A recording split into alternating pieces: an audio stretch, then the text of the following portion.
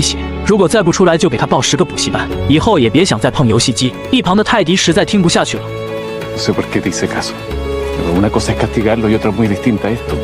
泰迪觉得惩罚的方式有很多种，为什么偏偏要把儿子独自丢在幽暗的森林？在这荒山野岭中存在着各种不可知的危险。博美却说他只是把儿子丢在这里仅2分钟，2分钟能发生什么危险？明明就是儿子故意躲了起来。泰迪觉得博美简直不可理喻，于是独自跑进树林深处去寻找儿子。紧接着，博美接到了婆婆的电话，婆婆问她怎么还不回来吃饭。听到博美支支吾吾，就猜到是不是她的大孙子出了什么事。博美不敢对婆婆讲实情，否则免不了又是被一顿指责辱骂。于是她再次对着空气演了一出戏。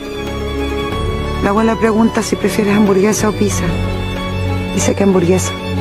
泰迪气喘吁吁地从树林里跑出来，始终没有找到儿子的踪迹。他决定打电话报警求救，博美却说还是再等等吧。到现在，他依旧坚信儿子就躲在暗处看着。